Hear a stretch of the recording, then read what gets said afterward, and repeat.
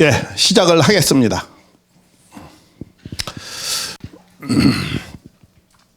이 요한계시록을 우리가 지금 이제 공부를 하려고 하는데, 요한계시록 책은 성경의 맨 끝에 있습니다. 근데 요한계시록이 성경의 맨 끝에 있다고 해서 맨 끝에 쓰여진 책은 아닙니다. 그것은 그 구약의 성경의 그 경전의 그 틀을 맞추다가 보니까 이 요한계시록이 맨 뒤에 이렇게 쓰여지게 되어진 겁니다.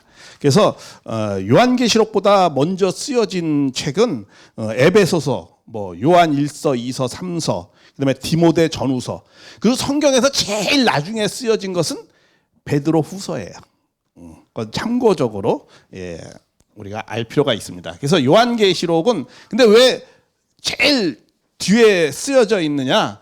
그거는 이 구약의 책이 여기 보면은, 신약의 이 책이 여기 이 내용을 보면은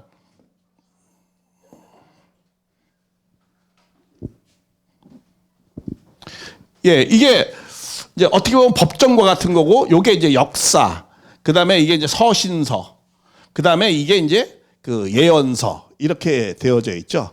근데 이게 이제 구약에도 그렇게 되어 있어요. 구약에도 모세오경이 있죠. 모세오경이 법전이고, 그다음에 이제 역사서가 있죠. 역사서가 이제 이 구약은 아주 길죠.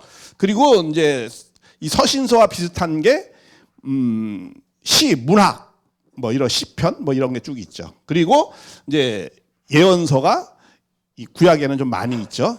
그래서 예언서가 맨 끝에 붙어 있어요. 그러면은 맨 처음에 이제 이 법전이 있는 거는 하나님의 백성이 해야 될 도리, 이런 것이 적혀 있고, 그다음에 이제 역사가 있는 거는, 역사 공부를 왜 합니까? 그 하나님 백성들의 그 정체성, 이런 것을 공부하는 거예요. 그리고 시, 문학, 이 서신서는 뭐예요? 하나님의 백성이 어떻게 참다운 삶을 살면서 하나님께 영광을 돌릴 것인가, 이런 내용이 적혀 있고, 그리고 이제 이 예언서, 주님을 기다려라, 주님을 맞이해서 준비를 잘해야 된다, 이런 내용들이, 우리 권면하는 내용, 하나님 백성들을 권면하는 내용, 이런 내용들이 적혀져 있습니다. 그런 틀로 있다는 것을 우리가 참고적으로 알아둬야 되겠습니다. 그러면은 요한계시록을 도대체 이 시대에 우리가 공부해야 되는 이유가 뭐냐? 이거는 우리 가정연합의 굉장히 주관적 입장에서 좀 썼습니다. 이거는 이제 이 요한계시록은 계시록, 묵시록이면서 어떤 내용이냐면 예언서적인 성격을 갖고 있습니다. 그렇기 때문에 그 예언에 대한 건 누구에 대한 예언? 주님이 다시 오셔서 하나님의 나라를 성취할 것이다, 이런 내용의 예언이 적혀 있는 겁니다. 근데 우리 가정연합에서는 그 주님을 누구로 믿어요? 문선명 한학자, 다시 말하면 참부모로 믿어요. 재림주를. 그래가지고 그분이 해야 되는 내용이 여기 적혀져 있는 거거든요. 왜냐하면 이 예언서이기 때문에 굉장히 미래적인 내용이 많이 적혀 있는데, 그 미래적인 내용이 다시 말하면 다시 오시는 주님이 하셔야 되는 내용들이 적혀 있거든요. 그래서 우리는 이걸 보면서 정말 문선명 한학자가, 그분이 정말 재림주인가, 그리고 그분이 하신 내용이 정말 예언의 성취를 하시기 위해서 그렇게 하셨는가, 하신 행적이, 이런 내용을 우리가 확인할 필요가 있는 거죠. 만약에 우리도 그래요. 가정연합이 신앙하면서, 저도 여기까지 오면서 부모님도 뒤로 하고, 친척들, 친구들 많은 핍박도 받으면서 욕을 먹어가면서, 또 더 나아가서는 심지어는 30살에 목숨을 걸고 공산권 가서 선교도 했어요. 제가 왜 그렇게 했습니까? 그것은 재림주님이 중심하고 하나님의 나라를 이루자는 그 사명감 때문에 그렇게 한 거예요. 근데 만약에 그분이 그냥 재림주가 아니고 일반 목사다, 그럼 내가 그렇게 할 필요가 하나도 없죠. 그리고 여기 공동체에 이렇게 몸담으면서 할 필요도 별로 없죠. 그냥 편하게 그냥 일반 기성교회 다니면서 그렇게 하면 되죠. 근데 여기가 메시아 재림주가 우리가 참부모님이라고 생각하니까 그분의 뜻을 중심 삼고, 왜? 보내신 자를 믿고 모셔서 하는 것이 하나님의 일이거든요. 제가 신앙을 왜 합니까? 하나님의 일을 하고자 하는 거잖아요. 그러면 성경에선 그런 거거든요. 예수님이 하신 말씀이 있어요. 보내신 자를 믿는 것이 하나님의 일이다라고 했어요. 하나님의 일을 어떻게 합니까? 보내신 자를 믿는 것이 하나님의 일이다. 가만히 보니까 정말 보내신 자를 믿는 게 하나님의 일이죠. 노아 시대는 노아를 믿고 따랐으면은 그것이 하나님의 일인 것이고, 또 아브라함 때는 아브라함 때로 가고, 모세 때는 뭐야? 모세를 믿고 따라가는 것이었고, 또 예수님 때는 예수님을 믿고 따라가는 거고, 또 루터 종교계에 갈 때는 루터 켈빈을 따라가는 것이 하나님의 그때 당시에 그 시대의 일이었죠. 그러니까 보내신 자를 믿는 것이 하나님의 일이에요. 그러니까 우리도 참부모님을 하늘이 보냈다라고 믿기 때문에 많은 어려움이 있어도 그분을 모시고 그 뜻을 받들어서 그것이 하나님의 일이라고 생각하니까 하는 거죠. 그러니까 그런 거에 대한 확인이 필요한 거죠. 왜? 요한계시록은 재림 시대를 예언한 내용이 대부분을 차지하고 있거든요. 그래서 우리는 꼭 봐야 되는 거죠. 그리고 이 정말 그 많은 열심히 신앙하는 분들은 어떤 생각을 하냐면, 정말 이 혼란의 시대는 인간이 해결할 수 없다. 오직 하나님이 보내신 자만이 이 혼돈의 시대를 해결할 수 있다. 이렇게 믿고 있거든요. 그래서 정말 그런 분이 오셔서 어떻게 구체적으로 하나님의 나라를 이룰 것인가. 그거에 대한 내용이 요한계시록에 있는 내용이거든요.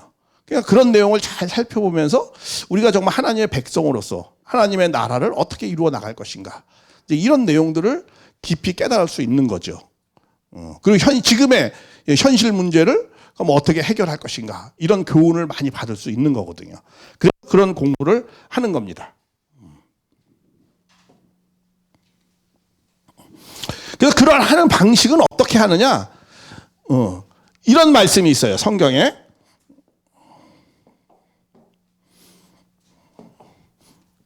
전도서에 이제 있는 것이 옛적에 있었고 또 장래에 있을 것도 옛적에 있었나니 하나님은 뭐야? 다 지나간 것을 다시 찾는다. 이런 말씀이 있어요. 그러니까 뭐냐 하면은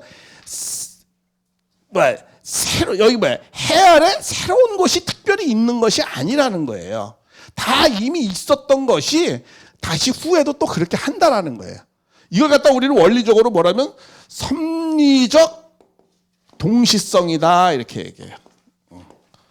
그래가지고 구약의 그 역사의 흐름이 신약의 역사의 흐름하고 똑같아요. 거의 하나님의 섭리하는 내용이. 그리고 방식도 구약의 하나님과 신약의 하나님과 다른 거 아니잖아요. 그러니까 어떻게 항상 하는 방식도 똑같이 하는 거죠. 그렇기 때문에 옛적에 있었던 것이 장래에 있을 거고 옛적에 있었다니 하나님은 지나간 것을 다시 찾으니라. 우리가 과거의 역사 공부를 왜 하느냐? 그 역사의 그 교훈을 삼는 이유는 미래를 잘 대처하기 위해서 하는 거잖아요. 여러 가지 이유 중에 하나가. 왜? 과거의 하나님의 역사의 발자취를 보면서 우리가 예측할 수 있는 거거든요. 어떻게 이 혼란의 문제, 이 시대의 문제를 어떻게 해결할 것인가. 그것을 2000년 전에 그 예언한 내용, 또 그 이전의 것을 잘 살펴보면은 우리가 새로운 미래로 우리가 나아갈 수 있다라는 거죠. 근데 그것은 과거의 것에서 우리가 찾아서 깊은 지혜를 발견할 수 있다라는 겁니다.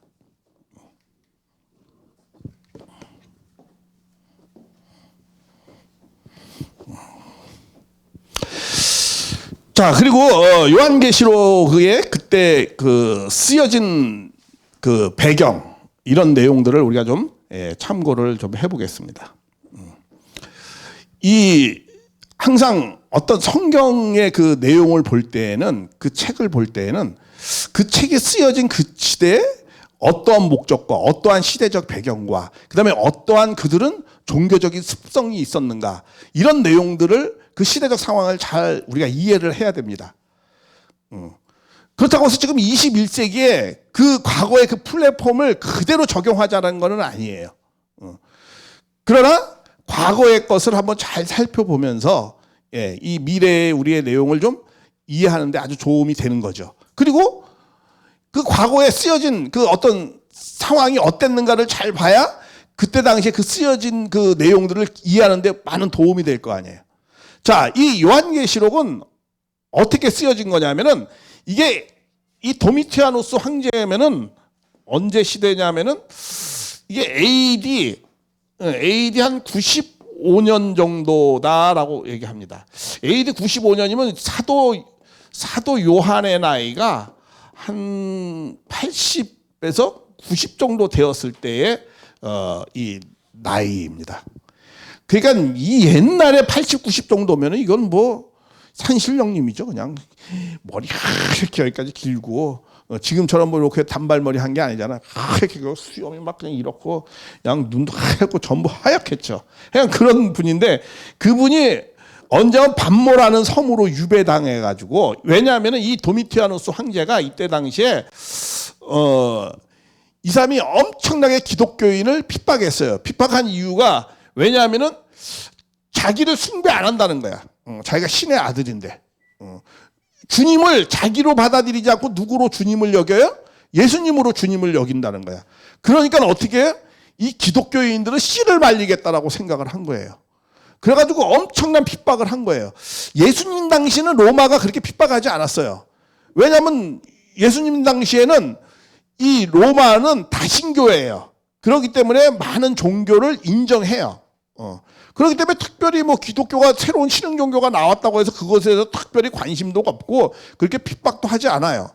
근데 왜 핍박을 이때 당시에 했느냐 하면 이제 기독교가 로마로 가면서 이게 주님을 자기를 갖다가 모시지 않는단 말이야. 그냥 예수만 주님으로 모시니까. 그러니까 이거 안 되겠다. 이래서 이제 핍박을 하기 시작한 거예요. 그러면서 그런 상황 속에서 강력하게 이제 로마에 이제 항거를 하는 거예요. 왜냐하면 잘못하다가는 믿음을 다 잃어버리고 이게 진짜 말 그대로 도미티아누스 황제가 씨를 말리는 것 같이 없어질 위기에 놓여 있었거든요. 이게 이제 외적인 그런 정치적인 이유가 있었어요. 그리고 또 하나 내적으로는 어떤 내용이냐면 주님이 곧 오신다는데 한 바퀴 동네 한 바퀴 다 돌기 전에 오신다고 그랬잖아요. 근데 오시지를 않는 거야. 그리고 사도들도 다 죽었는데 근데 이 마지막 사도도 어디까지 가 있어? 이제 반모라는 섬으로 유배를 당하고 있는 거야. 그러니까 엄청난 위기의식을 느끼죠. 그리고 내부적으로 막 이상한 집단도 막 나오기 시작하는 거야. 왜? 예수님을 직접 모셨던 사도들이 없으니까 막 이상한 이제 이단들도 많이 나오고 또 기다리다 지쳐서 세상화가 되고 뭐 이렇게 되어지니까는 내적으로 외적으로 어떻게 해요? 굉장히 위기의식을 느끼는 상황이었었어요. 그랬을 때 주님이 나타나신 것이죠. 누구한테? 마지막 사도인 사도 요한한테 나타나서 이 계시의 말씀을 주신 겁니다.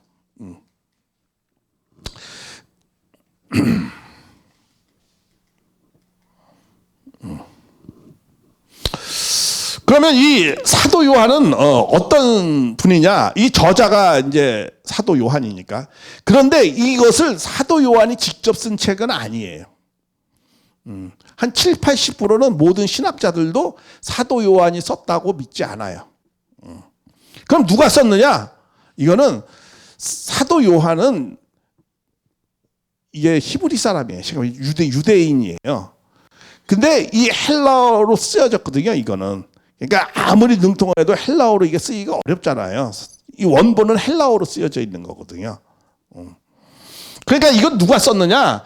이거는 에베소 교회의 사도 요한이 감독을 있으면서 그 지역을 책임자였었어요. 그리고 나이도 엄청나게 많잖아요. 그러니까 이걸 잘 쓰기가 어려워요, 쉬워요? 어렵죠. 그러니까 자기가 반모라는 섬에서 환상과 한상을 통해서 계시를 받은 것을 굉장히 마음속에 두었다가, 그죠? 계속 두었다가 이제 와가지고 에베소 이제 한 반모라는 섬으로 이제 유배당했거든요. 왜?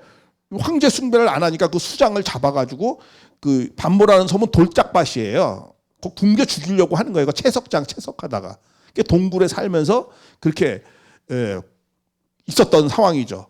그랬을 때 사도 요한도 어떤 생각을 했을까?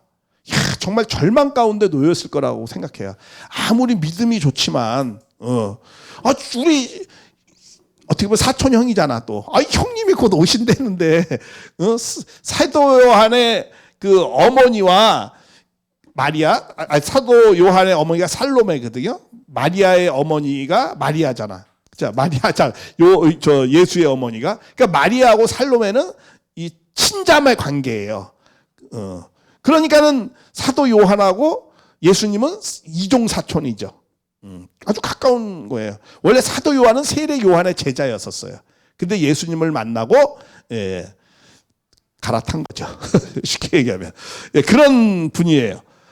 그리고 이 사도 요한은 성격도 이 벳사람 출신이거든요. 저 갈릴리. 그러니까 성격이 어떻겠어요? 굉장히 과격해요. 그리고 이 젊은 사람이고 좀 부유한 집안의 아들이고 그래서 야망도 큰 사람이었어요. 성격도 괄괄하고. 예를 들면 예수님하고 둘이 사마리아 전도 여행을 갔는데 사마리아 사람들이 예수님을 잘 안 받아들여요. 그러니까는 사도 요한이 뭐라고 하잖아요. 아, 저놈들 안 되겠네요. 저 예수님, 저 위에서 하늘에서 불을 내리게 해서 저 싹 불살려서 없애버리자고. 이렇게 성격이 과격해요. 그리고 또 한 번은 또 이제 예수님이 이렇게 이제 있는데 야망이 얼마나 크냐면 이런 것도 있어요. 예수님, 하나님 나라가 되면은 나 같은 사람은 어떤 사람이 되겠어요? 나는 한 우의정이나 뭐 좌의정 하나 해줘야 되지 않아요? 이제 그런 내용이 나옵니다. 그럴 때 예수님이 뭐라 그래요? 천국은 어린아이와 같이 겸손하고 낮은 자가 천국에 간다 이렇게 얘기해요. 그러니까 하나님 나라가 되면 내가 뭐 첫 번째적으로 되겠죠. 뭐 이렇게 그런 자리를 나한테 원합니다. 저는 뭐 이런 내용도 나오는 성경에 그런 부분도 있어요. 그러니까 굉장히 야망도 큰 사람이에요. 이분은. 그런데 이제 이런 상황 속에서 이제 마지막 사도야. 이 사람이 다 죽었어. 이 예수님 제자 중에서 제일 오래 살고 자연사한 사람은 사도 요한밖에 없어요. 다른 제자들은 뭐 그냥 기름감에 튀겨 죽고 뭐 거꾸로 매달려 죽고 뭐 그냥 돌에 맞아 죽고 다 그랬는데 이분만은 자연사였어요. 아까 그랬잖아요. 90이 넘게 이렇게 사셨으니까. 그런 분인데 근데 이제 이분이 그리고 살아 있을 때도 어떤 내용이냐면 약간의 예시를 주셨어요. 예수님이 뭐라고 그랬느냐면 그 베드로가 이제 그 사도 요한을 보면서 같이 살아 있을 때 뭐 누구는 배반을 하고 누구는 여기서 나를 볼 자가 없고 막 이렇게 말씀을 하셔요. 그런데 그러면 이 사도 요한은 어떻게 됩니까? 라고 이제 물어봐요. 그러니까 예수님이 야, 너 그 사람에 대해서 네가 뭐 신경 쓸 거 없다. 너나 잘 알아. 그러면서 뭐 네가 뭐 상관이 있느냐? 무슨 너 상관이 있느냐? 그러나 예수님이 뭐라고 했어요? 가라사대 내가 올 때까지 그를 머물게 할 거라는 거야. 그러니까 사도 요한은 어떤 생각을 하겠어요? 자기는 볼 거라고 생각을 했던 거야. 예수님이 다시 오시면 자기는 볼 거라고 생각한 거예요. 왜?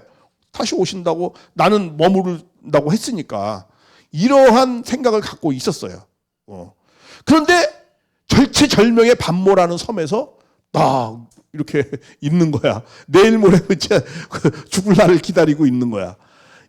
야, 이랬을 때 내외적으로 절체절명의 위기에 놓여 있었잖아요. 위기에 놓여 있었을 때 이제 예수님이 계시를 환상을 통해서 주시는 거죠. 아마 사도 요한이 어떤 생각을 하겠어요. 야, 정말 주님이 다시 오실까? 야, 내가 이거 정말 제대로 믿은 거야? 뭐 이런 아주 절망 가운데 많이 있었을 거예요. 그리고 이렇게 예수님을 열심히 믿는데 하나님의 나라를 위해서 이렇게 전도도 열심히 하는데 왜 이렇게 핍박을 당하면서 우리는 전부 다 죽는 거지? 이러면서 무슨 생각이냐면 하나님 정말 계실까? 이런 생각을 할 거 아니에요. 하나님의 어떻게 저런 악한 자를 그냥 놔두는가? 정말 하나님의 정의는 어떻게 실현되는가? 이런 고민을 하지 않겠어요? 우리 지금 시대에 우리도 그런 생각할 수 있죠. 야, 정말 이거 하나님 나라 오는 거야? 특히 우리 기성교인들은 어떤 생각을 했어요? 이 유럽은 그냥 거의 믿음이 없는 지금 그런 상황에 있잖아요. 유럽은. 그리고 기독교도 미국도 그냥 기독교 국가가 그냥 쇠퇴하고 가고 있고 한국도 이제는 뭐 한 30% 줄었어요. 몇 년 사이에. 야, 정말 이거 하나님 나라가 도래하겠어? 이런 생각을 할 거 아니에요. 그렇지 않겠어요? 정말 하나님의 나라가 실현될 거야? 실현되면 어떻게 될 것인가? 이런 고민을 했었을 거예요. 하나님의 정의가 정말 어떻게 실현될 것인가? 이런 고민을 하는데 이런 걸 갖다가 뭐라고 그래요?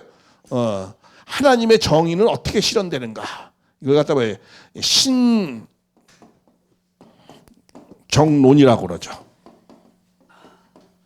하나님의 정의는 어떻게 실현이 되는 것인가? 이 신앙하는 사람들이 항상 이게 고민이거든요.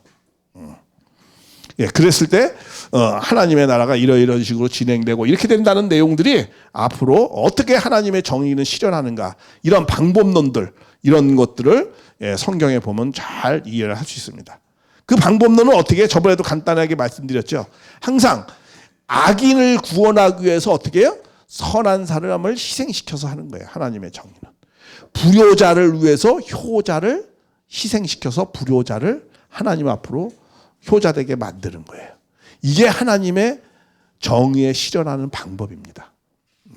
그런 내용들을 요한계시록도 그렇게 진행되어져 있어요. 그래서 그런 내용들을 우리가 잘 살펴볼 수 있겠습니다.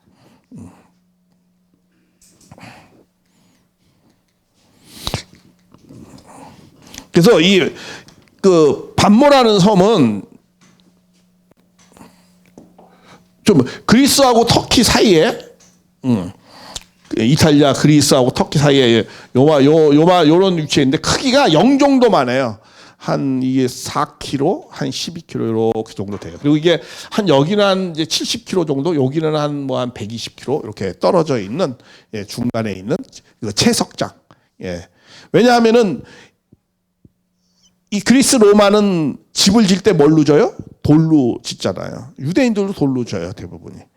나무로 이렇게 깎아서 만들지 않아요.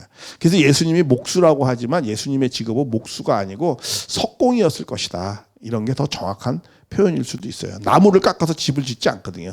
이게 돌멩이 이렇게 툭툭 쌓아가지고 진흙 붙여서 이렇게 짓잖아요. 그러니까, 그래서 그런 위치에 있는 곳입니다.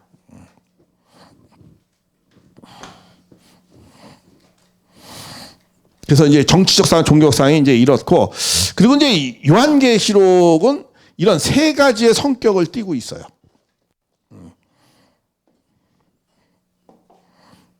이 계시의 내용이 있고, 또 예언의 내용이 있고, 서신서의 그런 내용을, 성격을 띠고 있습니다. 그래서 이제 계시, 묵시라고 하는데, 계시라는 의미가 뭐냐? 계시라는 건 헬라어로 얘기하면 이거예요. 아포칼립스라고 하죠. 이 아포라는 게 뭐냐면 이게 덮다라는 거예요. 뭘 덮다. 칼리스라는 게 뭐예요? 이게 펼치다, 펼쳐 보이다, 이런 거죠. 그러니까 아포칼립스 하면 뭐냐? 계시라는 거예요. 덮어진 것이 어떻게 이렇게 열리는 거예요. 그러니까 하나님이 장신을 어떻게 이 세상 가운데 드러내는 거예요. 그런데 이 아포칼립스 이 내용의 의미는 왜 덮어져 있는가? 그럼 계시가 인간이 타락했기 때문에 그런 거죠. 하나님은 당신을 갖다가 덮으려고 하지 않습니다. 부모가 자식이 부모를 잘 알기를 바라죠. 그렇죠? 모르기를 바랍니까?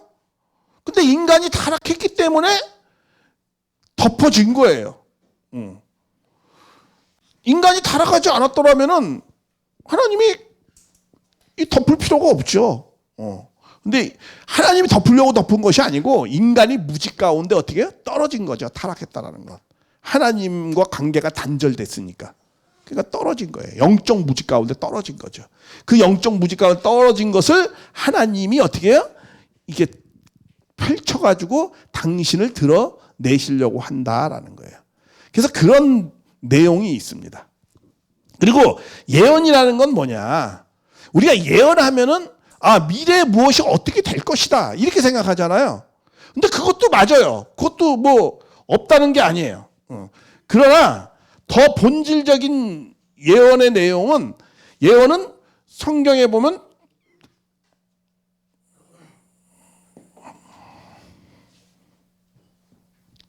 두 가지의 내용이 있어요. 이런 내용이 있어요.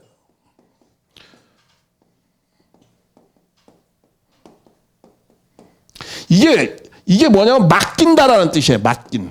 맡길 예자가 있고, 또 하나는 어떤 예자가 있어요?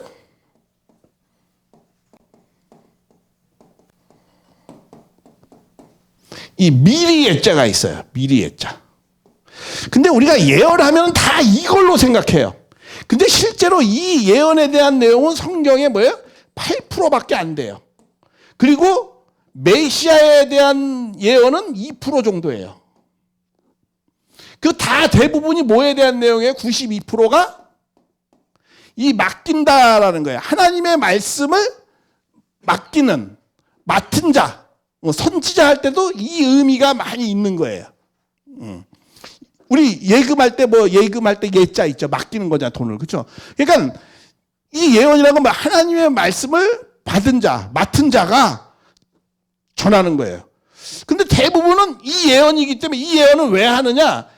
하나님의 백성이 타락한 생활을 한다든가 곤란했을 때, 아주 어려운 상황이었을 때 이 예언을 하는 거예요. 이사야서 이런 거 다 예레미야서 이게 이 얘기가 아닙니다. 위에 거, 이 맡길 예자의 예언이에요. 왜? 이사야 사람들이 그 시대에 이 유대 백성들이 이스라엘 민족이 아주 예배가 형식적이고 신앙이 형식적이잖아요. 예, 그런 내용들. 그리고 에레미야도 그때 당시의 상황이 아주 패악하고 불신앙적이고 그러니까는 그 하나님의 백성이 그때 당시에 곤란하고 아주 혼란스럽고 이랬을 때 그들을 어떻게 하기 위해서 그러니까 그게 걱정이 되니까 하나님의 말씀을 맡은 자가 그것을 그 시대를 얘기하는 거예요. 그런 의미예요. 왜? 그러니까 예언은 먼 훗날에 얘기하는 이 말씀이 아니고 이 예언이 아니고 이 예언을 말하는 거예요. 대부분이. 근데 많은 사람들이 착각을 해요. 정확히 이해를 해야 됩니다. 왜 그러면 이 예언에 대부분의 성경이 위에 것 이 예언을 쓰느냐? 이것은 왜 그러느냐 하면 우리가 과거의 것을 바꿀 수가 있어요, 없어요? 과거는 지나간 거니까 바꿀 수가 없어요. 그러면은 우리가 미래는 아직 오지 않았어요. 그렇죠? 오지 않았지만 미래를 좋은 것으로 바꾸려면은 어떻게 하면 바꿀 수 있죠? 현재를 바꾸면 되죠. 현재를 바꾸면 미래를 바꿀 수 있잖아요. 그러니까 하나님은 뭐가 중요한 거야? 현재, 지금이 중요한 거야. 그래서 금 중에서도 제일 비싼 게 무슨 금? 지금. 소금도 아니고 순금도 아니고 지금이 제일 중요한 거예요. 그래서 하나님은 항상 지금의 예언을 하는 거예요. 이사야, 예레미야, 다 그런 내용들이 먼 훗날 2000년, 3000년 얘기를 하려고 하는 게 아니에요. 아니 그 현재 그때 당시에 그 사람들에게 1000년 후에 2000년 후에가 무슨 관계가 있어요? 그렇기 때문에 하나님은 항상 지금의 하나님이에요. 그걸 바꾸려기 때문에 이 예언의 내용이 대부분이에요. 그래서 요한계시록은 이 두 가지의 내용이 다 섞여 있어요. 왜냐하면 그때 당시에 2000년 전에 그때 당시에 그들이 신앙이 많이 흔들렸잖아요. 내외적인 핍박과 어려움 때문에 타락한 생활 때문에. 그래서 그때 지금의 그때 상황을 신앙을 권면하려고 그렇게 하려고 하는 그런 걸 갖다 이런 예언으로 쓰는 거예요. 이 예언이에요. 사도 요한도 그것을 위해서 반모섬에서 돌아와가지고 그 7교회에다 이야기하는 것도 그때 당시에 그 7교회 사람들에게 이 말씀을 한 거예요. 이 예언, 이 권면하고 신앙을 책망하고 이런 걸 한 거예요. 그러나 또 4장부터 재림에 대한 내용이기 때문에 이 예언도 있어요. 이 미리의 자 이 예언도 있다라는 거예요. 이 두 가지를 잘 이해하면서 봐야 된다라는 거예요. 그 다음에 이 내용은 또 이 서신서의 형격을 띄었어요. 그래서 시작과 끝이 항상 우리 편지 쓸 때 그러죠. 안녕하세요 하고 이렇게 인사말 쓰고 그다음에 맨 끝에 돌아가서 또 너희들 잘 있어라 또 인사말 이렇게 하잖아요. 이게 수미상관법이라고 그래요. 계시록에 그렇게 쓰여져 있어요. 그래서 서신서 형식으로 회람해가지고 썼어요. 그때는 무엇을 전할 때 멀리 있는 사람한테 전할 때 어떤 식으로 하는 거예요? 편지가 유일한 수단이에요. 팩스가 있는 것도 아니고 전화가 있는 것도 아니고 그리고 이 서신서 이 글을 쓰는데 편지가 무슨 지금처럼 A4 용지에 이렇게 쓸 수도 있는 그런 내용이 아니에요. 그때 쓸 수 있는 건 양피라든가 파피루스인가 그 종이 그게 엄청나게 비싸요.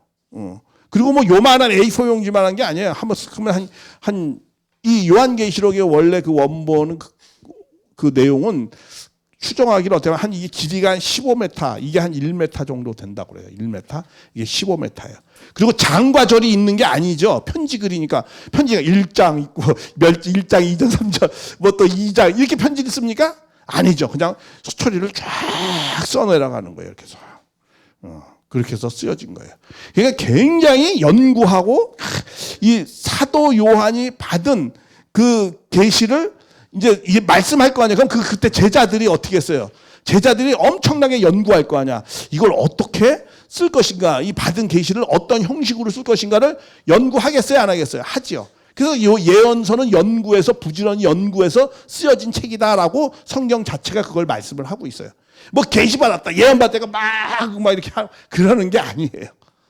그게 정말 그 계시가 예언이 옳은 것인가? 그리고 검토해야 되고 그걸 연구해야 되고 그걸 전하기 위해서 어떻게 많은 걸 했을 거 아니야. 그렇죠?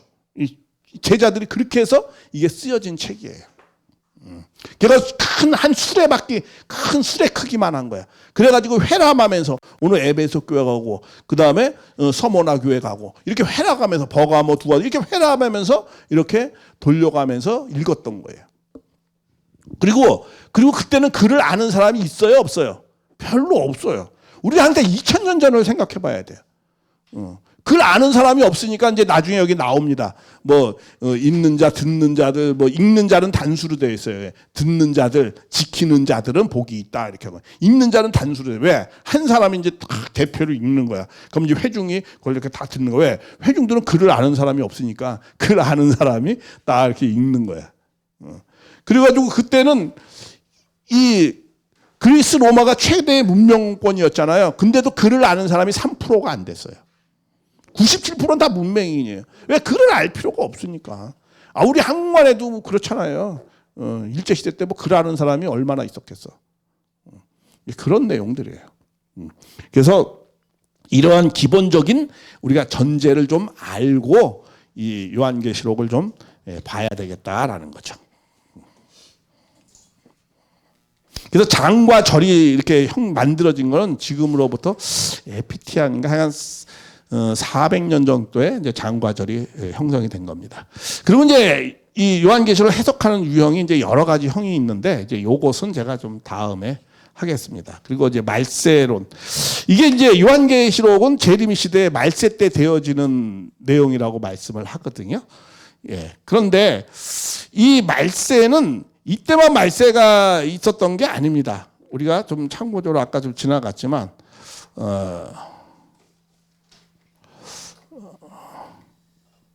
이때도 예수님 때도 말세였죠. 그렇죠? 창세로부터 창세부터 미리 알리면 이 말세를 너희를 위하여 나타나신 바. 그러니까 예수님 때 말세였어요, 아니었어요? 말세였어요. 예수님 때도 말세였어요. 또 히브리서에도 나오잖아요. 그렇죠? 이 아들 만유 후사를 위해서 마지막 날에, 그렇죠? 마지막 날에 우리에게 해줬다라는 거예요. 그래서 이 예수님 때도 말세예요. 그리고 또 재림 시대도 말세예요. 말세는 무엇이 끝이다가 아니에요. 항상 어떻게 과거 것이 끝나고 어떻게 해요? 새로운 출발이에요. 새로운 출발. 우리가 그런 개념으로 이해해야 되죠. 뭐 하면 모든 게 다 끝났다, 끝장난다 이런 의미가 아닙니다. 성경에서 말세를 얘기할 때는 과거의 것이 정리되고 새로운 것이 출발하는 거예요. 그걸 말세라고 그래요. 예수님 노아 때도 그렇죠. 모든 것이 내 앞에 끝날이 이르렀다. 그렇다고 뭐 싹 끝난 겁니까? 새로운 출발이죠. 그렇죠? 타락한 죄악된 세계가 새롭게 선한 세계로 출발하는 거죠. 그러니까 항상 말세는 좋은 거예요, 나쁜 거예요? 좋은 거예요. 아주 희망적인 겁니다. 왜? 과거의 것을 멸하고 새로운 것이 출발하는 거니까. 구약이 멸하고 새로운 신약에 발전된 것이 출발하는 거죠. 또 재림의 시대도 어떻게 돼요? 그러니까 재림의 시대도 과거의 그런 것이 멸하고 새롭게 한 단계 업그레이드 새로운 출발을 하는 거야. 이 암흑하고 혼돈스러운 것을 주님이 오셔가지고 새로운 시대를 열어 나간다 이런 거예요. 그러니까 굉장히 희망적이고 복음적인 거예요. 그래서 요한계시록의 전체 흐름의 주제를 보면은 실제로 그렇습니다. 그 내용을 한번 볼까요?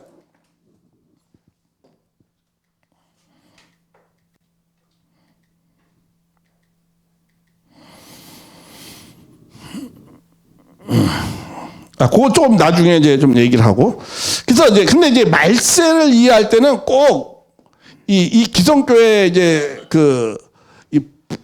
보는 그 부류가 있습니다. 우리 그런 거 있죠. 우리 천년왕국이라는 말 많이 들어봤죠. 천년왕국이 된다. 천년왕국을 이룬다. 뭐 이런 천년왕국의 시대가 온다. 이제 이런 그 내용이 있는데 그 천년왕국이라는 것이 뭐냐면 태평성대가 온다 이거야. 태평성대가. 좋은 시대가 온다라는 거예요. 근데 오는데 어떻게 오느냐? 이 세상이 타락한 세계가 멸하고 하나님의 나라, 좋은 나라가 오는데 그게 어떻게 오느냐? 몇 가지 학설이 있어요. 이 계시록을 해석하는데 왜 계시록은 말세에 관한 거잖아. 주님이 오셔서 마지막 날에 끝날에 하나님의 나라를 이루는 거니까. 근데 그것을 보는 그 관점이 해석의 관점이 몇 가지가 있다는 거예요. 이건 상식적으로 우리가 알아둬야 돼요. 뭐 천년설인데 뭐 전천년설입니까? 당신들은 주장하는 게 후천년설입니까? 이럴 때 우리가 주장하는 게 뭐지? 이런 것도 모르면 좀 창피하잖아요. 계시록을 뭐 안다고 할 수 없죠. 이거는 뭐냐면 전천년설이라는 거는 뭐냐면 천년왕국 전에 주님이 오신다라는 거예요. 천년왕국 전에 오셔서 이때부터 이제 주님이 오셔서 죄악된 세계를 멸하고 하나님의 나라를 이룬다라는 거예요. 이런 것이 전천년설. 후천년설은 건 뭐냐면 천년왕국이 시작되면서 기반을 여기 천년왕국을 만들어 놓으면 예수님이 오신다는 거야. 이게 후천년설이야. 이 후천년설은 이게 이제 1차 대전, 2차 대전 전에 이 후천년설을 많이 믿었어요, 사람들이. 왜냐하면 이제 루터가 이제 종교개혁을 하면서 이 세계가 복음화가 막 되잖아요. 그러니까, 이제 드디어 이제 예수님을 모시고 우리가 하나님 나라를 이루는구나. 우리가 이제 이렇게 곧 이렇게 다 이루어지면 누가 오신다? 예수님이 오신다. 하늘에서. 그래가지고 이렇게 안 믿는 자들 싹 정리한다. 더 확실하게. 이런 것이 이제 후천년설이야. 그런데 이게 1차 대전, 2차 대전 끝나고 난 다음에 이 후천년설 주장하는 건 거의 다 없어졌어요. 왜냐하면 기독교 나라가 될 줄 알았거든요. 근데 기독교 나라가 1차 대전, 2차 대전을 하면서 아주 그냥 파탄을 일으켰거든요. 그러니까 지금 미국에 유럽에서 기독교 믿는 사람이 거의 없잖아요. 그렇게 돼버렸어요. 이게 후천년설은 지금 다 사라졌어요. 전천년설을 대부분이 믿었어요. 많은 사람들이. 그리고 한국의 60년대, 70년대 다 전천년설주의자였어요. 예. 그래서 주님이 좀 이제 곧 오실 거다. 뭐 하다못해 맨 마지막으로 그 광적으로 볼 때 다미성교회잖아요. 막 주님 오신다 이렇게 하고. 그 전에도 뭐 뭐죠? 나온몽 장로가 그냥 저쪽에 그 삼각산에서 막 집단적으로 가서 주님 이제 오신다고 막 이렇게 하고. 그러니까 주님이 오시면은 이제 천년왕국이 이루어지는 거야. 그래서 한국 사람들, 초대교회 목사님들은 다 전천년설을 믿었어요. 그런데, 이거 뭐 2000년이 다 지나갔는데도 안 오시잖아. 그렇죠? 그들이 생각하는 메시아는 오지 않잖아요. 그러니까 지금은 대부분이 어떤 70-80%는 다 뭐예요? 무천년설주의자예요. 천년왕국이라는 거는 2000년이 끝나고 주님이 이렇게 오는 게 아니고 예수님이 십자가에 달릴 때부터 예수님을 받아들이면 천년왕국이 시작된다는 거야. 내 안에는 천년왕국이 시작됐다는 거야. 평화가 이루어지기 때문에. 그러면서 그냥 오고 있다 계속. 그냥 이런 내용이에요. 내 마음에 오는 거야, 주님이. 그런 식으로 믿는 거야. 그런데 분명히 계시록은 예수님이 역사 가운데, 이 현장의 역사 가운데 오신다고 했거든요. 그래서 하나님 나라를 이루는 거거든요. 우리 마음에 임하는 게 아니고. 그러니까 이건 왜 그러느냐? 주님이 오시는 방법과 때와 이런 것을 모르기 때문에 이 무천년설을 주장하는 거예요. 그리고 한국은 대부분 이거예요. 그래서 주님이 언제 오시면, 그러니까 주님이 뭐 요새는 이 전천년설, 주님이 오신다 그러면 이단 취급받아요. 잘못하면.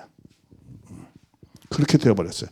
왜냐하면은 이게 무천년설은 언제부터 시작됐느냐면 어거스틴 때부터 시작이 되어졌어요. 왜냐하면은 이 로마는 타도의 대상이었었어요. 예수님 이후에. 왜? 너무 핍박을 기독교를 하니까. 그래서 주님이 오시면 로마를 어떻게 하겠다? 싹 없애버릴 거라고 믿었어요. 근데 기독교 국가가 누가 제일 먼저 됐어? 로마가 제일 먼저 된 거야. 그러니까 이게 헷갈리는 거 아니야, 이거. 이거 어떻게 해야 돼? 그러니까 그때부터 이제 신국론 해가지고 어거스틴이 이제 이 천년왕국은 주님을 받아들이면 천년왕국이 시작된다. 뭐 언제 때를 뭐 이렇게 언제부터 언제가 이런 것이 아니다라고 무천년설을 많이 주장을 했어요. 그러니까 이런 것은 우리 상식적으로 이해할 필요가 있어요. 그러면 우리는 지금 어느 게 맞느냐?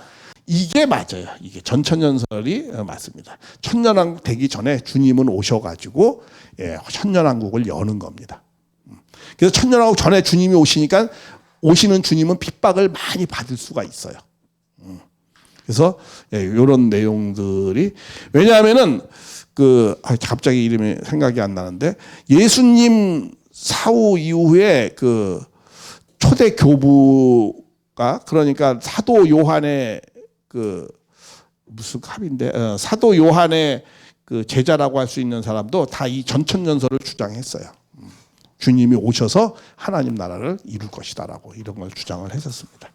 그래서 뭐 요 정도 세대 천년설은 저거는 뭐 기독교 2000년이 그냥 기독교사로서 뭐 이렇게 하는 거니까 이것도 뭐 그렇게 중요한 건 아닙니다. 자, 그러면 이제 우리가 요한계시록은 어떻게 우리가 좀 잘 이해를 해야 되는가?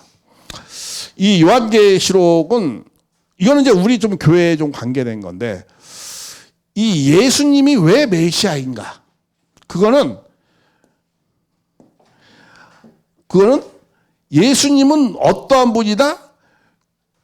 구약의 예언을 성취하신 분이다라는 걸로 소개했어요. 이게 누가 그렇게 많이 소개했어요? 바울이 그렇게 소개를 했어요. 구약의 예언의 성취자로서. 그렇기 때문에 바울이 그게 굉장히 설득력이 많이 있었기 때문에 제일 선교를 많이 했죠. 그러니까 만약에 우리도 우리가 믿는 참부모님이 재림주가 맞다 그러면 우리도 어떻게 해야 돼요? 신약의 예언의 성취자로 소개를 해야 되죠. 근데 신약의 예언서는 딱 한 장밖에 없어요. 그죠? 한 권밖에 없죠. 요한 계시록밖에 없어요. 그러니까 그걸로써 우리는 신약의 성취자로서 설명을 해야 되는 거죠. 특히 누구한테? 기독교인한테는. 기독교인은 오직 성경 말씀은 하나님 말씀은 성경책만 믿으니까. 그러니까 성경으로 주님을 증거할 수밖에 없는 거죠. 기독교인한테는. 그래서 이 요한계시록은 이 재림 주님과 기독 성도들의 뭐예요? 징검다리 역할을 하는 거예요. 이 다리 역할을 하는 거예요. 이거 아니면 안 믿으니까. 그리고 정말 성경의 요한계시록은 미래 내용이 많이 있는데 그 미래 내용이 뭐예요? 재림 주님에 대한 내용이 대부분 많이 차지하고 있거든요. 그러니까 우리가 성경을 통해서 신약의 예언서를 통해서 증거하는 거죠. 그래서 이 메시아를 증거하는 방식에는 두 가지 방식이 있어요. 예수님 때도 그랬어요. 예수님이 유대인이 하도 안 믿으니까 뭐라고 말씀했느냐면 요한복음 10장 25절에 뭐라고 말씀하냐면 나를 믿지 못하더라도 내 하는 일을 보고 믿어라. 나를 너무 핍박하니까 하나님의 아들이라면 하나님의 일을 할 거 아니냐. 그러니까 나를 믿지 못하면 내가 하는 일을 보고 믿어라. 이걸 갖다 뭐라고 그래요? 땅으로부터의 증거 방식이라고 그래요. 기능적 방식. 하는 일을 보고 믿게 하는 거. 우리 가정연합은 이 내용을 굉장히 많이 합니다. 왜냐하면은 이 한국이야 뭐 기독교 내용이 많이 있고 다른 나라도 많이 있지만은 또 제3세계는 기독교가 아닌데도 많이 있거든요. 그러면 야 메시아가 온다면 어떻게 일을 하겠는가? 평화의 일을 할 것이고 평화의 일을 하면 어떤 식으로 할 것인가라고 하는 일을 통해서 많이 증거해요. 근데 기독교인은 그렇지 않아요. 오직 하나님의 말씀, 성경의 하나님의 말씀, 예언서만 믿기 때문에 그들에게는 뭐예요? 하나님의 말씀. 다시 말해 하나님의 말씀, 그리스도의 증거 되신 말씀. 계시록 1장 2절에 그렇게 적혀 있죠. 그러니까 그러한 말씀으로 증거해야 돼. 이걸 갖다 뭐라 하나님의 말씀으로 증거하는 걸 갖다 뭐라고 그래요? 하늘로부터의 증거 방식이라고 그래요. 이게 존재론적 방식이라고도 하죠. 그러니까 기독교인한테는 이 내용이 가장 설득력 있는 거죠. 이 방법이. 그래서 저도 제가 기독교인 출신이고 그리고 기독교인에 대해서 누구보다 잘 이해를 하고 있기 때문에 우리 참부모님을 어떻게 증거해야 되는가 하려 고민을 하지 않겠어요? 그래서 제가 요한계시록이 재림 주님의 노종이니까 그러니까 이것을 요한계시록을 통해서 증거를 해야 되겠다. 이제 이렇게 생각을 하는 거죠. 그래서 이 요한계시록을 통해서 증거를 하는 겁니다. 근데 이 요한계시록은 굉장히 그 어려운 부분들은 많이 있어요. 아까 뭐냐면 이제 묵시적인 계시록, 묵시록이라고도 해요. 일본 사람들은 그걸 묵시록이라고도 하거든요. 이 묵시는 장르가 어떤 거냐면 비유와 상징을 많이 쓰여 있어요. 사실적인 내용을 비유와 상징으로 많이 씁니다.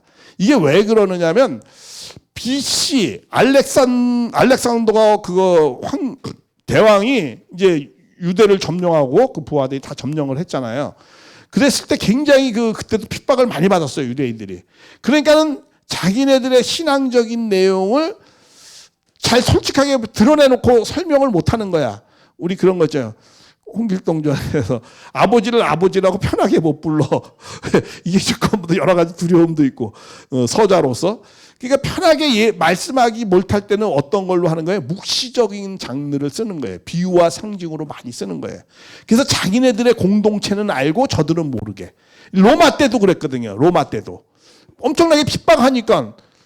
그러니까 바벨론이 거기서는 누굴 상징하는 거예요? 그건 로마를 상징하거든요. 그때 당시의 상황에서는. 그러니까 로마라고 드러내고 얘기할 수가 없잖아요. 가뜩이나 핍박받는데.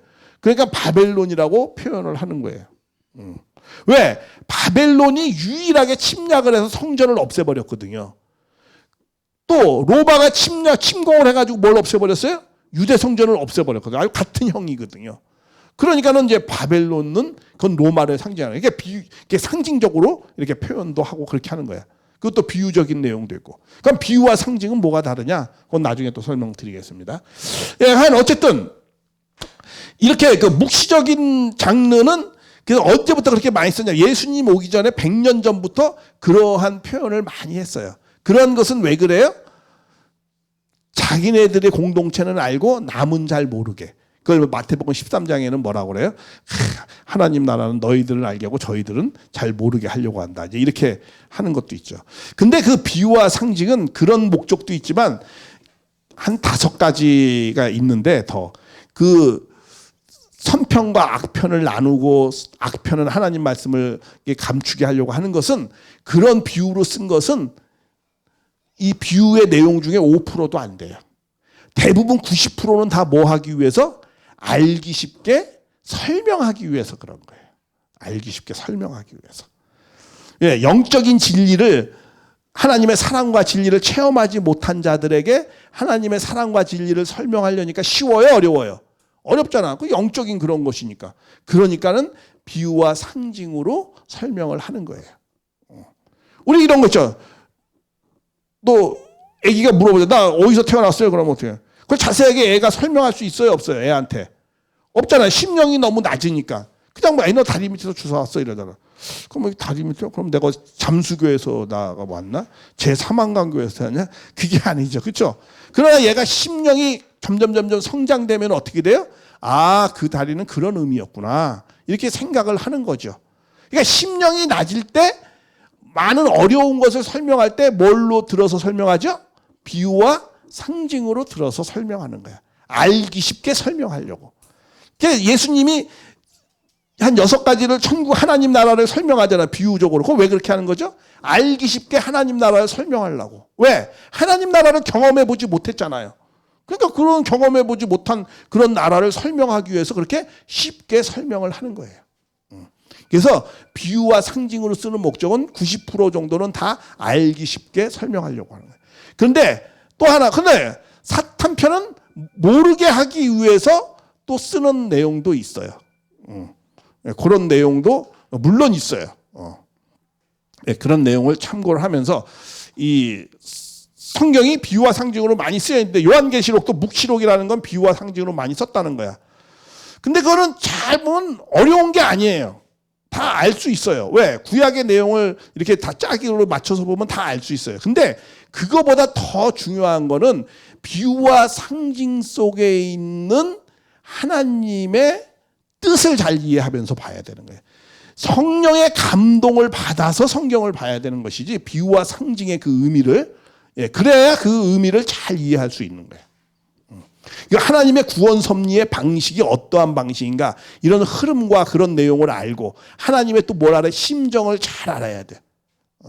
하나님의 정말 깊은 그 심정의 마음이 어떤 뜻으로 그렇게 하셨는가. 그런 섭리의 비밀이 있어요. 이 요한계시록은 비유와 상징으로 쓰여서도 약간의 좀 어려움도 있었지만 그러나 그거는 쉽게 설명하려고 했던 것이 대부분이에요. 근데 왜 그게 어렵게 느껴지는가? 그거는 뭐냐면 하나님의 구원 섭리의 비밀을 잘 이해를 못하기 때문에 어려운 거예요. 왜? 거기에 섭리의 중요한 비밀들이 있거든요. 그걸 어떻게 알 수 있느냐? 그건 성령의 감동이 되어져서 내가 정말 성령에 함께 해야지만이 그게 보이는 거예요. 그래서 그러한 내용들을 보면서 요한계시록을 봐야 돼. 그래서 전체 흐름이 어떻게 진행되어져 있는가 그런 내용들을 잘 이해하면서 봐야 되겠습니다. 그래서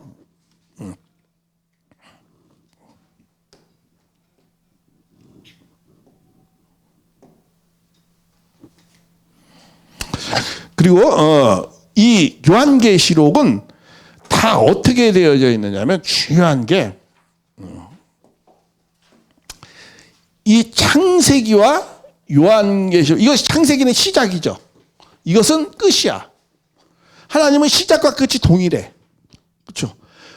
성경이 제가 저번에도 한번 여러 번 말씀드렸잖아요. 성경은 기본적으로 뭐였어요? 창조, 타락,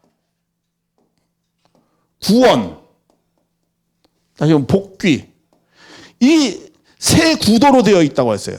창조는 뭐예요? 타락하기 전 상태, 본연의 세계. 본연의 세계. 이게 1장하고 2장에 있어요. 타락의 내용은 창세기 뭐가 있어요? 3장에 있어요. 그럼 타락한 인간을 하나님은 어떻게 하려고 했어요? 구원하려고 하겠죠. 그래서 가인 아벨 섭리가 나와요. 그래서 이 창세기 4장부터 계시록의 끝에는 뭐야? 이 창세기의 본연의 세계가 다시 이루어지는 걸로 끝나는 거예요. 그렇기 때문에 창세기 1장, 2장의 내용, 3장의 내용을 잘 이해해야만이 계시록을 잘 이해할 수 있어요. 왜? 시작과 끝은 같으니까. 역사의 시작을 알아야 끝을 알잖아요. 그럼 역사의 시작이 어떻게 되었는가? 그래 역사의 끝날은 어떻게 될 것인가? 그건 누구만이 알아요? 그건 하나님만이 알고 메시아만 아는 거예요. 역사의 시작과 끝을 인간이 어떻게 알아요? 근데 그게 성경에 보면 다 잘 나와 있어요. 그래서 요한계시 다 보면 전부 그렇게 돼 있어요. 7일 창조, 7교회가 그런 의미에 상통하는 내용이 있습니다. 안식인데 이제 인간의 안식이 14장. 계시록이 계시록이고 창세기입니다. 다 이거 짝으로 이렇게 되어 있어요. 하늘과 땅이 있는데 다 새하늘과 새 땅을 주는 것이고 에덴 동산인데 이거 거룩한 성으로 다시 돌아오는 걸로 끝나는 거예요. 표현만 다르지. 에덴 동산에 강이 있었다고 그러잖아요. 여기는 뭐야? 생명수에 강이 있고 여기 남편과 아내와 아담과 헤아가 있죠. 그러니까 뭐야? 어린 양이 있고 어린 양의 아내라고 그럽니다. 이게 신부. 이게 축복을 받는 거죠. 뭐 이런 거 금지된 열매인데 풍성한 열매를 맺는 거. 먹으면 죽는다고 하는데 이제 사망이 없어진다. 뭐 이런 거. 이거 영적인 거죠, 물론. 육적인 건 아니고. 생명나무가 있는데 다시 생명나무가 다시 나타나요. 생명나무 못 가게 했는데 이제 생명나무가 이루어지는 게 나오고. 이게 다 짝으로 돼 있어요. 이게 다 사탄은 하나님 말씀을 가감했죠. 근데 가감하지 말라고 그러고 심판받는다. 뭐 그러면서 죄의 슬픔, 고통의 시작, 고통이 끝나는 걸로 나오죠. 계시록 21장. 뭐 벌거벗의 수치인데 음녀가 벌거벗 다 수치를 드러내게 하죠. 뭐 밤과 함께 어둠이 있지만 이제 어둠이 없어질 거라는 거야. 그런 세계는. 뭐 이게 다 영적인 의미죠, 물론. 예, 타락 결정. 근데 타락이 패배하는 거, 사탄이 패배하는 거. 다 이런 내용입니다. 이때는 뭐야? 얼굴을 보지 못한다고 그랬잖아요. 근데 여기 이제 하나님의 얼굴을 마주한다고 하잖아요. 다 짝으로 되어 있어요. 심판하는데 심판을 집행하는 거고, 뭐 저주인데 저주가 없어질 것이고, 만물이 저주면 만물이 다 새하늘 새 땅이 온다 그러고, 뭐 얼굴이 주르면 얼굴이 눈물을 씻어줄 것이라고 그러고, 다 이게 지상 나라에서 쫓겨났죠. 그러나 거룩한 도성에 우리는 물려받는다는 걸로 끝나는 거고, 뭐 천사는 들어오지 못하게 했는데 천사가 인간을 환영하는 게 나오고 뱀이 저주받고 여기는 뱀이 심판받고 뭐 하나님의 말씀, 성령의 말씀 뭐 다 짝으로 이렇게 다 되어져 있어요. 창세기하고 계시록하고. 그러니까 창세기 1장, 2장, 3장, 4장을 잘 이해해야 되는 거예요. 그래야 끝을 잘 이해할 수 있어요. 그러니까 시작을 이해를 못하면 끝도 이해를 못하는 거죠. 그런 짝으로 되어져 있다라는 것을 보면서 자 그러면서 이제 우리가 이제 전체 이제 다음 시간부터 전체 주제의 흐름을 이제 잘 공부할 겁니다. 요 다음 시간에는 뭐냐면 1장부터 22장까지 요한계시록은 전체가 1장부터 22장까지 됐고 404절로 되어져 있거든요. 예. 근데 이 전체 흐름을 한번 이제 다음 시간에 잘 살펴보려고 그래요. 1장부터 22장까지 어떻게 되어 있는가. 우리가 이런 거 있잖아요. 어떤 산을 딱 가는데 산에 이렇게 딱 어떤 목적지가 있어요. 산 이렇게 있는데 이게 이제 정상을 올라가려고 그래요. 그러면 올라가기 여기 입구가 딱 있죠. 입구 앞에 뭐가 있어요? 이정표가 딱 있어요. 그렇죠? 지도가. 너가 이렇게 가면 여기에 도달한다라는 거. 요거 알고 들어가야 돼. 그렇죠? 마찬가지예요. 1장부터 22장까지 전체 흐름을 꿰고 있어야 돼. 어떻게 흐름으로 되어져 있는 걸 알고 그러고 난 다음에 어떻게 이제 숲에 들어가서 각 장을 이렇게 봐야 되는 거예요. 그래야 내외적으로 봐야 입체적으로 잘 보는 겁니다. 이걸 못 보면은 많은 어려움을 겪을 수 있어요. 요새 그렇잖아요. 성경을 갖고 신앙을 갖고 종교를 갖고 계시록을 갖고 얼마나 사람들이 혹세무민하게 하는 사람들이 많아요. 그걸로 영혼을 탈취당하고 그런 거. 그쵸? 그런 게 얼마나 많아요. 이상한 데 가가지고 다. 그러니까 이런 내용을 좀 잘 이해하면 우리가 어떻게 돼요? 그런 것을 최소한 자기는 보호할 수 있죠. 그러니까 이 전체 흐름을 한번 다음 시간에 잠깐 10분 쉬었다 이걸 전체 한번 꿰보자고요. 이게 어떤 흐름으로 있냐. 그러니까 지도를 봐야 돼. 그 이정표를. 그렇죠? 전체 흐름을. 흐름 가운데에서 항상 봐야 돼. 장을 보고 절을 보고 그 다음에 단어를 보고 이렇게 해야 되는 거예요. 흐름 가운데 항상 봐야 되는 거예요.